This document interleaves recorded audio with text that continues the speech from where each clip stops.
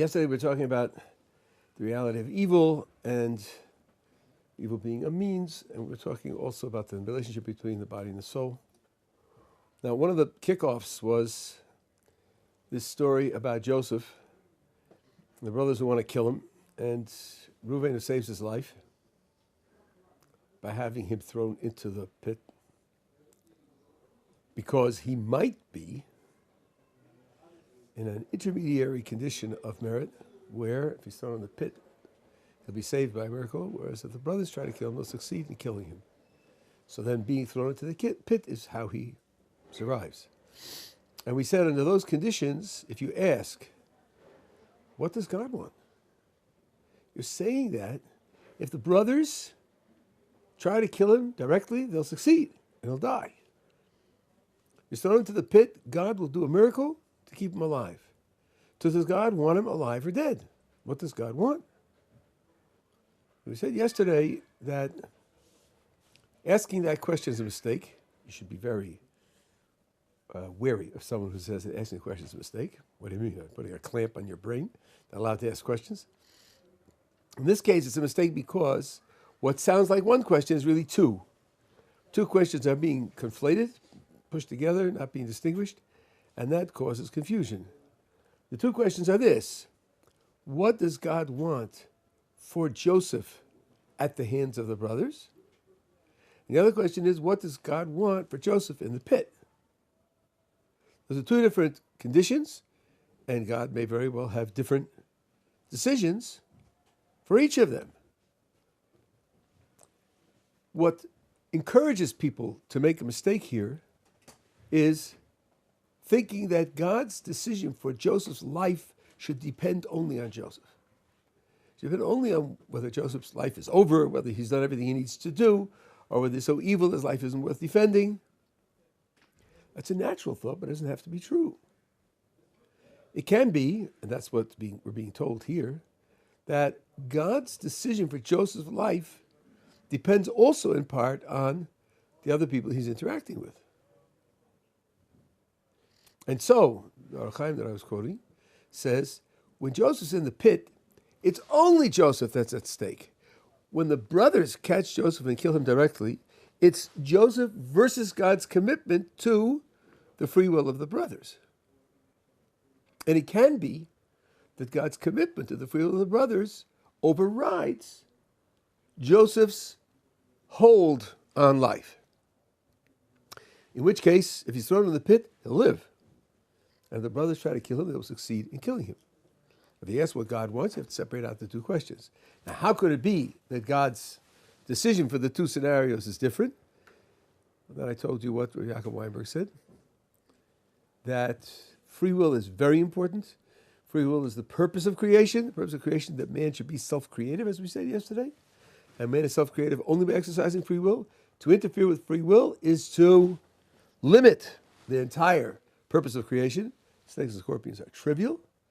They're part of nature that has no free will. It's not part of the purpose of the creation. So stopping them is relatively trivial.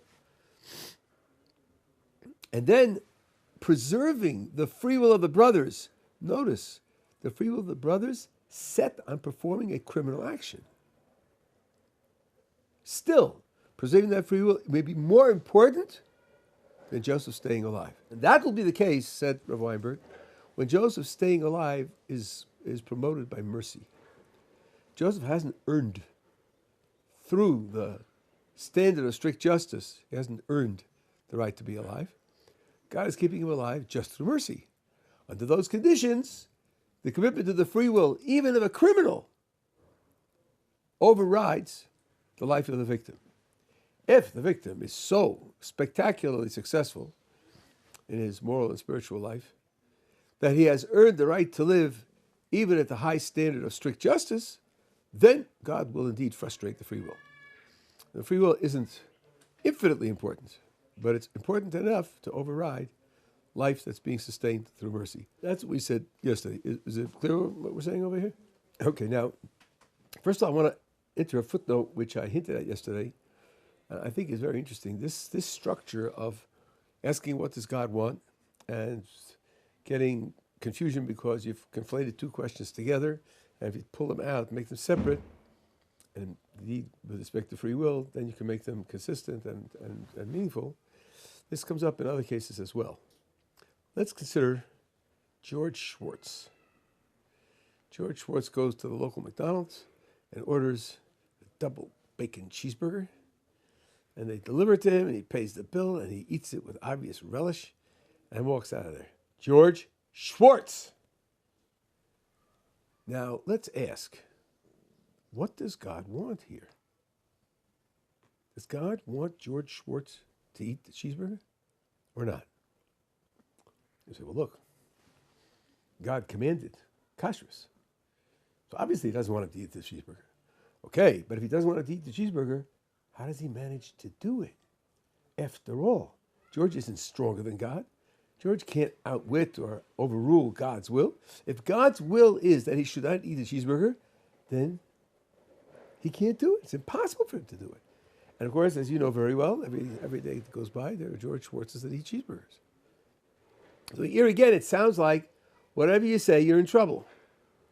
Now, the solution is to use the same method. What are the two separate questions that have been pushed together here? Anybody want to try? What does God want George Schwartz to freely choose? What does he want him to freely choose? Obviously, he wants him to freely choose to keep kosher. That's why he gave the mitzvah of keeping kosher. It's a separate question. What does God want George Schwartz to do after he has already freely chosen to eat the cheeseburger? Those are two separate questions. One is a question about what he should choose, and the other is a question about what should happen after he's made the choice. And there God says, I want him to be able to carry out what he has freely chosen. There's no contradiction there whatsoever. And that is exactly God's attitude most of the time, or almost all the time. And there again, it reflects a commitment to free will. God wants us to keep kosher freely. That means he can't engineer it. Because if he engineers it, it's not our free choice. Kashrus is part of a program of self-creativity. So since God his goal is that we should use our free will to keep kosher, after the decision has been made, God cannot stop it, because then there wouldn't be a possibility of carrying out the decision.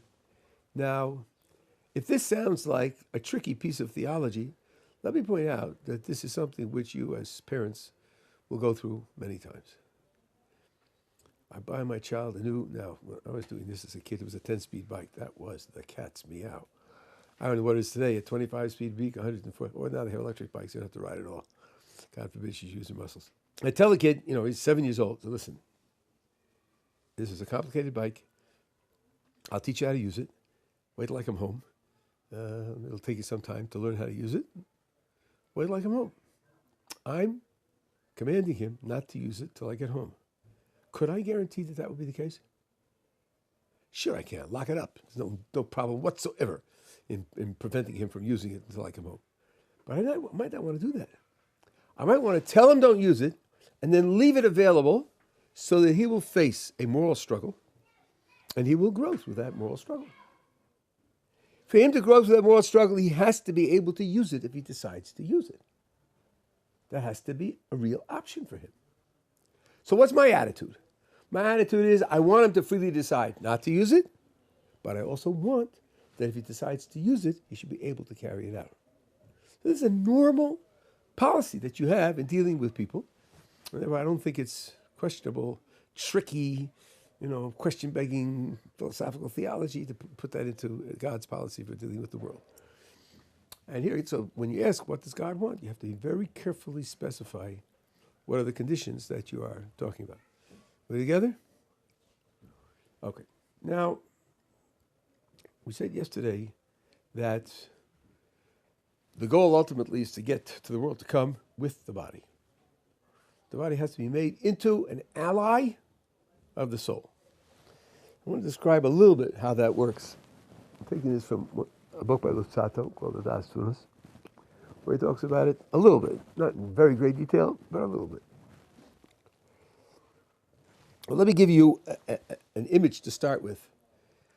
We have a picture, which other religions have as well, that there are sparks of holiness everywhere, that God's will is involved in everything that goes on in the world. Everything that exists has its existence given by a spark of holiness that it contains. We don't see it because that spark is encased in a shell, which is opaque. Because it's opaque, number one, the spark can't use its light to illuminate the world as a whole. Also, it can't receive light from external sources. It's cut off. Now, that's an imperfect spiritual condition. How can we overcome the imperfection? Here, there are broadly two strategies. One is annihilate the shell. Annihilate it. Then all the sparks will be shining. The light will contribute to the total illumination. There's another way, though, and that is render the shell transparent. The shell is transparent. It allows the light to pass, and it does more than that if you know a little physics. If it's, let's say, a glass shell, the glass participates in the transmission of the light. That's why your glasses focus the light around you so you can see better. Now, the speed of light in glass is slower than the speed of light in a vacuum because it interacts with the molecules of the glass. So the glass can become an ally of the light. Not just it fails to block the light, it becomes an ally of the light. And that's the Jewish picture. Other religions have a different picture. That's the Jewish picture. That the shell has to become an ally of the light. Now the question is, how can that happen? How can it happen ultimately, and what can we do to make it happen before the ultimate transition takes place? So in the Understanding Heart, Luzzatto has a picture of 5 levels of the relationship between the soul and the body. He describes 2 of them in some detail because they're more familiar to us. And then he just indicates briefly how you go up further than that. In our world, you have a soul and a body, each of which operates according to its own principles. The soul wants what it wants, the body wants what it wants, they interact with one another. There are conflicts, there are ways that one can exert itself over the other. Each one has its own character and operates on its own principles. That's, of course, the lowest level. Now consider Moses on Mount Sinai. Moses on Mount Sinai for 40 days and nights and doesn't eat or drink. I have a question for you. Do you think he lost weight? The world's most successful crash diet. 40 days and nights without eating and drinking. I don't know anywhere in our sources that this question is raised. It's not really such a serious question. But I understand indirectly that, of course, he didn't lose weight. He didn't come down there from a skeleton, like a skeleton. No, he didn't lose weight. But then how could he not lose weight? How's that possible? The answer is that he was absorbing Torah. Absorbing Torah is a spiritual input. And on Mount Sinai, the spiritual input sustained the physical body. That means the physical body isn't operating according to its own principles, according to its own definition or its own nature. In this world, to keep the body alive, you got to eat. Food, physically. There's no other way to do it. Could be meditate, everything else. If you don't eat and drink for 6 days, you're not going to be able to meditate either. It's just not going to happen.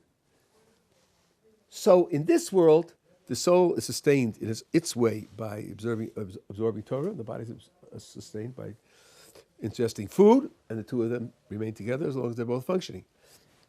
On Mount Sinai, the body is subject to the soul's condition. Luzzatto puts it in terms of environment. If the general environment, like in our world, is physical, then the soul is a visitor, and the soul has to operate according to the physical conditions. There's a reason why you fall asleep. The reason is that the body is exhausted. What's it got to do with the soul? Soul doesn't have muscles. Soul doesn't have blood flow. The soul shouldn't have any effect whatsoever on the fact that the body's exhausted. But in this world, the soul is like a visitor, and you do according to the rules of the host. And if the body's exhausted, the soul can't function. On Mount Sinai, it's the opposite way. There, that's the soul's environment, and the soul is being sustained, being nourished, so the body remains healthy and strong because it is now carried along by the nourishment of the soul. That's one step up. The body still needs nourishment. If the body will be simply starved, it will drop dead. But it needs nourishment, but the kind of nourishment it can get is filtered through a spiritual input rather than a physical input. Now, that's, if you go levels from 5 to 1, that's level 4. Further up, 3, 2, and 1 are where the body becomes less and less expressive of its own character, its own nature. The body grows, the body has health conditions, but if it becomes merely a dressing for the soul, it may lose those. Think now of a communication device. You use a device for communication, speaking on the surface now. You're a biological being, you need food and rest and everything else. Your smartphone doesn't need that. It's just a tool. It doesn't have the dynamic of life that you have. It's only a tool. You can get to a point where the body becomes like a communication device.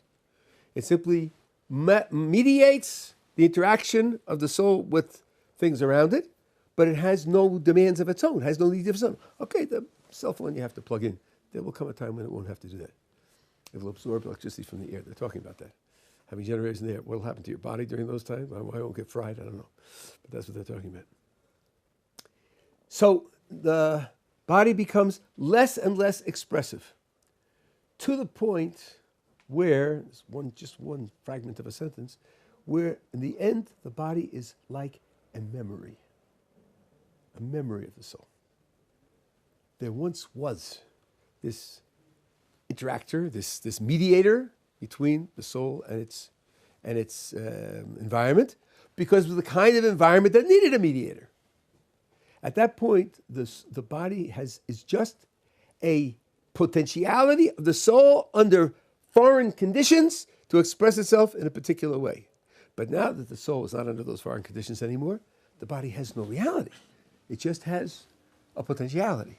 And that is a picture roughly of the ultimate stage, stage 1, where that's all that's left of the body. The body then becomes nothing but an element of the soul, some potentiality that the soul had to actualize under prior conditions, and then in the world to come won't have to be actualized at all.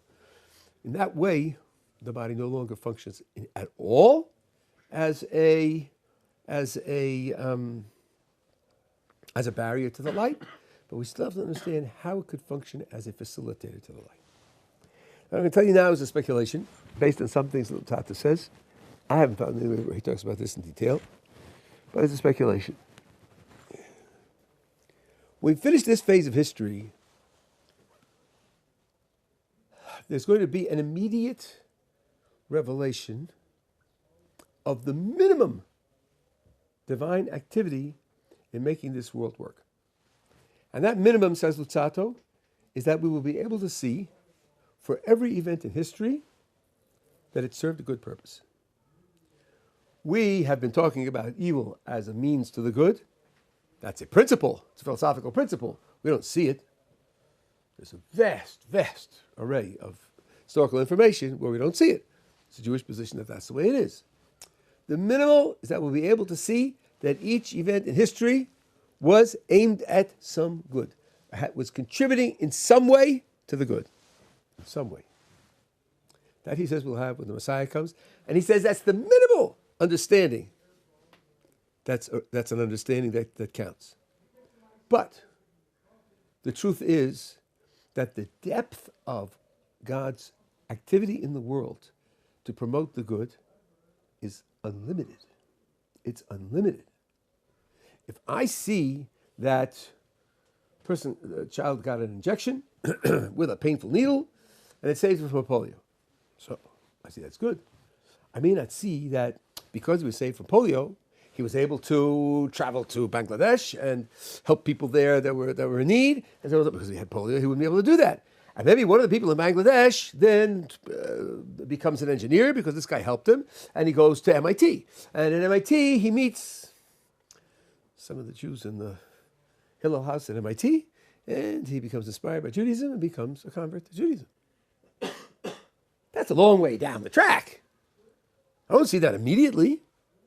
How many connections are there of that kind? Luzzatto says the world to come is an unending, continuous increase of depth in understanding how God engineered the world to arrive at the good. Unending.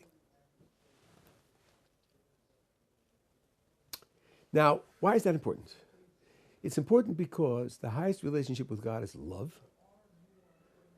And one way you can describe the world to come is a world in which God expresses his love for us. And we feel more and more beloved. And therefore we respond to God with ever increasing love.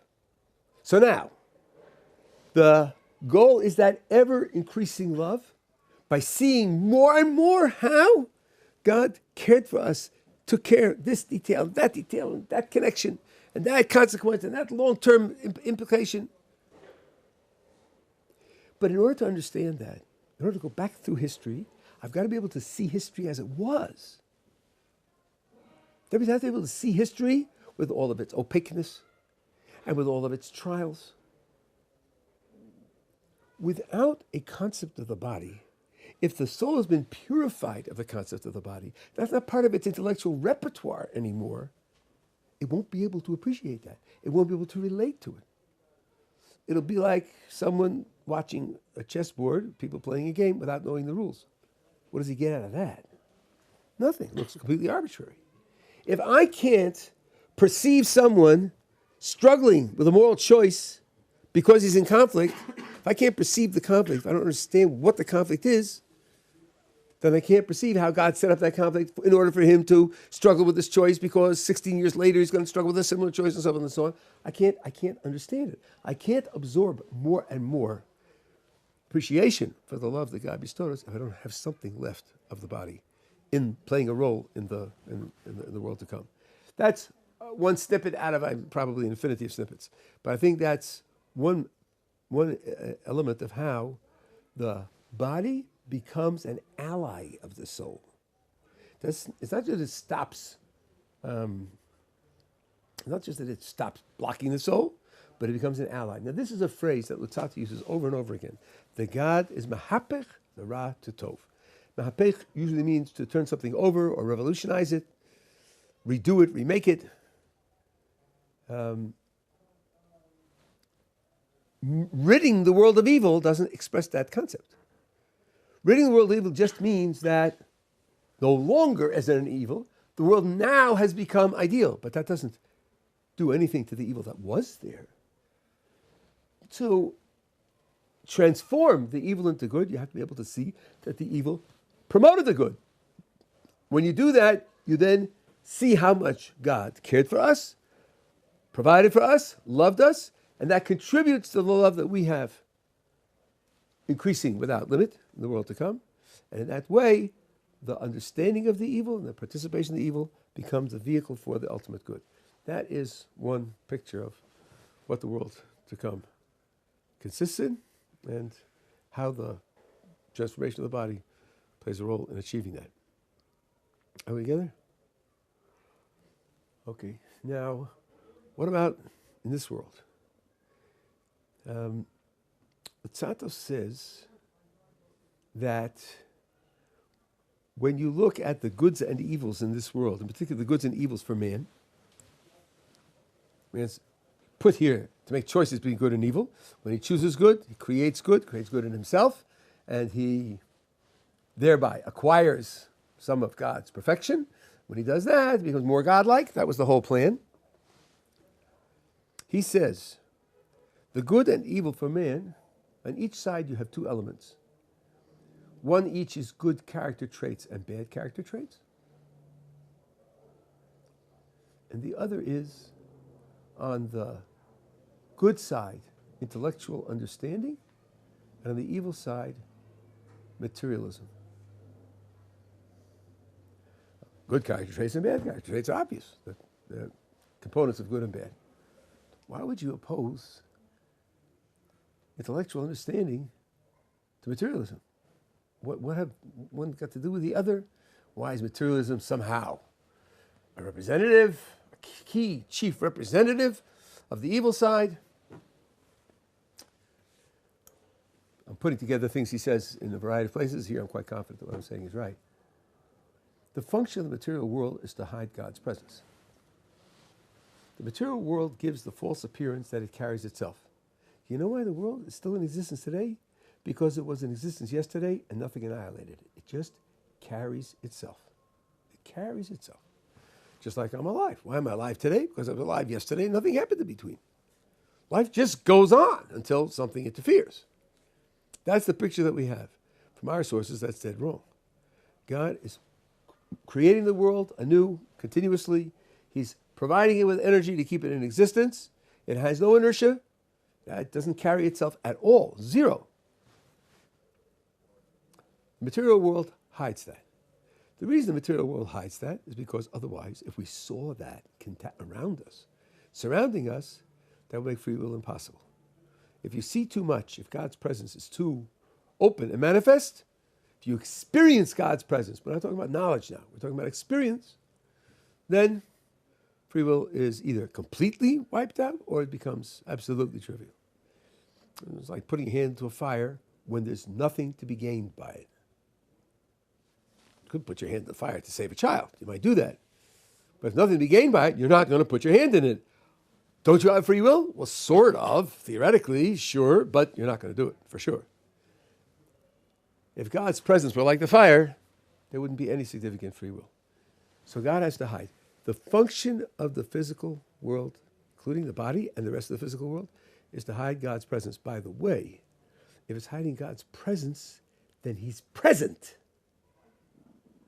He doesn't hide by going absent, retreating to Alpha Centauri, rising up into the heavens beyond the world, leaving the world alone. There are other religions that talk about that. We have no truck with that. God is, of course, present. But he is present in such a way that you don't see his presence. That's absolutely necessary. Well, but then that's what seduces a human being to disregard God. Luzzatto puts this into a formula which repeats twice in The Way of God. To me, when I first read it, it was like a punch in the stomach. You know what service of God is? Service of God is turning to him and trying to achieve closeness to him and attachment to him.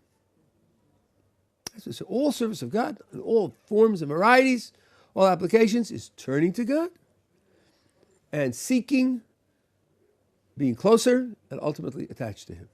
So I thought to myself, hey, look at step one. Step one is turning to God. So which way was I facing? It means I'm facing the wrong way. I'm naturally facing the wrong way. The first move in any service of God, avoda, is turn. Why am I naturally facing the wrong way? How come? What made that happen? Answer, because I'm surrounded by a physical world that hides God's presence, and it casts its image of self-sustained, self-supporting, independent, inertia, and that picture is a picture of God's absence. That picture then has a natural attractiveness. It draws me in, and I find a home in it. I invest in understanding it, manipulating it, so that I can get benefit out of it. My ego then wants to take credit for my manipulation and the benefit that I retrieve from the world. And then it wants to see that I controlled it. My ego depends on pushing God out of the world. Otherwise, what can I take credit for? Nothing. So all of this naturally orients me in the wrong direction. That's why the material world is evil. It's evil because it imposes amnesia. It imposes blindness in terms of God's presence. The antidote is to be able to see God in the material world. To have God expressed in the material world. That's the antidote, and that's the struggle. In this world, that's the struggle. I think now you can see there's a continuity between the struggle I'm describing for this world and what's going to happen in the world to come. There's a natural continuity. The body, which participates in hiding God's presence, is going to become a vehicle for God's presence. The rest of the world is going to follow suit. I think I mentioned the rest of the world doesn't disappear either. We have the ultimate conservation law. Everything gets spiritualized and remains. So, what happens when you perform a mitzvah? Let's take an easy one, a symbolic mitzvah, then maybe we'll talk about the ones that are more naturally self-understood. But let's say making Kiddush Friday night. You fill up a cup of wine, and you hold it. Most people hold it on their palm somehow, and they recite a certain paragraph, and then they drink it. Why is he doing that? There's only one reason, and that's because God commanded him to do it. If you know the system of commandments and you see what he's doing, you can see God affecting the world because he's carrying out God's commandment. So God's influence on the world becomes a little bit transparent. When a Jew does a mitzvah, it renders a transparency for God's presence in the world. And let's think about the wine. That wine came from a vineyard. And that vineyard produces wine, and it participates in my kiddush. And there are bottles that the wine is delivered, so there's a bottle factory that also participates. And there are trucks that deliver it, so the truckers, the manufacturers of the trucks and the drivers of the trucks also participate. And I'm using a silver cup. Silver cup may very well be made in Mexico. A lot of them are, with Mexican silver. And there are artisans who mine the silver from the ground. And there are artists who give the silver its beautiful appearance. From this 2 minutes of Kiddush, there's a web that spreads out to parts of the world, all of which participate in this Kiddush, all of which now can be seen as supporting a godly action in the world. Same is true with the legislatures that set up a legal system and the police to make it possible. Otherwise, there wouldn't be any international transportation because no one would trust the highways. So all of it now becomes allies in the mitzvot that a Jew does. This is a way of rendering the world more transparent to God, more transparent than it otherwise would be. And this we can do. God does it sometimes through miracles of various types. He makes that investment in the world so that we shouldn't drown in the opacity of the world. But we too can participate in this. That's where the soul elevates the body and enables the body to participate. Now, what I said about the body, stage 1, going from stage 5 to stage 1, something like that can happen in this world also. The normal starting picture is the soul wants the good, the body wants what it wants, irrespective of whether it's good or evil. The soul can control the body. It can create circumstances of operation where even the body's desires lead to something good. The body's unconscious. The body just wants it. But the soul engineers the circumstances where what the body unconsciously wants happens to be good, like the desire for food and gustatory satisfaction, under a condition where eating a meal is a mitzvah and having pleasure from the meal is a mitzvah also, like Shabbos and holidays and all the rest. So that's the first minimal elevation of the body via the control of the soul. But it can go beyond that.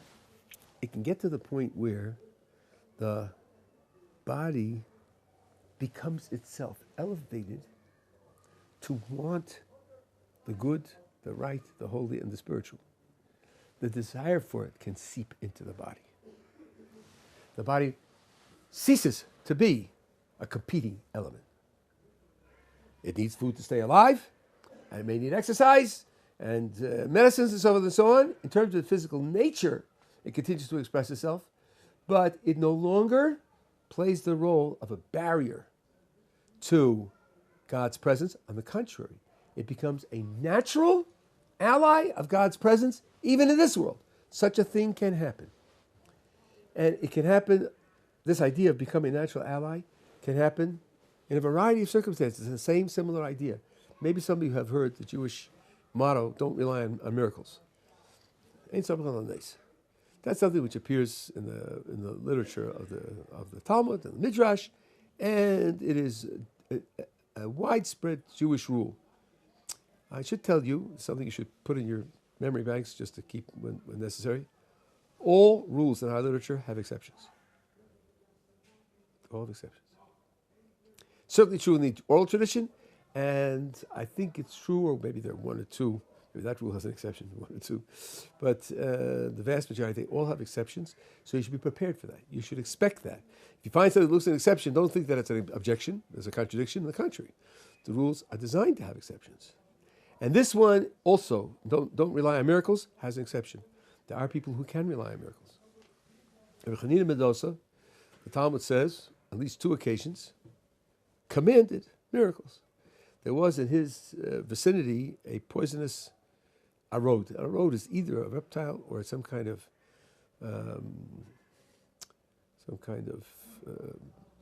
spider or something. Not sure that the authorities know exactly what it is, but it's very, very poisonous. And it was dangerous. And the townspeople told him, we know where it lives. We know where its lair is, its hole. And Rabbi Mendoza said, show me where it is. So he showed him. He took off his sandal and put his heel on the hole. And the arod bit him. And the arod died. And Rabbi Mendoza said, you see, it's not the arod that kills. It's sin that kills. On another occasion, it was Friday afternoon, and his daughter was filling the lamps to light the lamps for Shabbos. She filled it, she put the wicks in, and she ignited the wicks, and then it suddenly struck her that she had put vinegar in the lamps instead of oil. And she cried out to her father, and her father said, don't worry, he who commanded oil to burn will command vinegar to burn. And the vinegar burned for 25 hours. Now these are open miracles. What happened to, you're not allowed to rely on a miracle? The answer, says Rav Dessler, in a long, fascinating essay, is that the function of the physical world to cover God's presence is for the sake of a certain transformation, is for the sake of a certain challenge. A person gets beyond that challenge, doesn't need it anymore. He doesn't need the hiddenness, and he can command miracles. Similarly with the body, that means the hiddenness in the external physical world is opaque to him, is transparent to him. He can wipe it away at command. Here too, the body can be elevated to the point where it too naturally wants the good. It naturally wants to do what God wants, which will mean that free will either not exist at all or be severely compromised. That's true. It means that a person can use his free will to graduate beyond free will. He can train himself and elevate himself and the body to the extent, I should say himself including the body. I said it wrong before. See himself including the body to the point where free will no longer be functional because the body will be spiritualized to the point where it won't be in opposition. When God commands Abraham to sacrifice his son, he puts him on top of the altar, and then it says, Abraham sent forth his hand to take the knife to slaughter his son.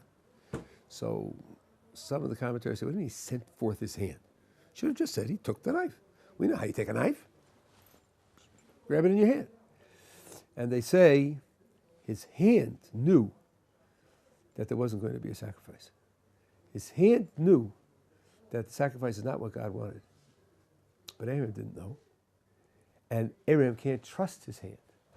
So he overruled it. He forced it out. So, okay, usually you're reliable. Usually the body naturally wants to do what God wants to do. This case, I had an explicit command. I can't trust that. And he forced it out. But the hand was right. The hand was right. And the body can be elevated to that point where it too only wants. Now, it's, as I said before, it's still living in this world and it still needs to be fed and all the rest of it. But that means it's possible to achieve in this world, qualitatively anyway, what's going to happen in the world to come. And I think that's very fitting in philosophical terms. You want this world struggle to build the world to come. Like the analogy of the radio receiver. The world to come isn't just being paid off in dollars or being paid off in a currency utterly unlike the challenge and the effort that you put forth in this world. On the contrary, what you want to see is what you put forth in this world created that structure in the world to come. And here you're seeing a direct continuity between the two.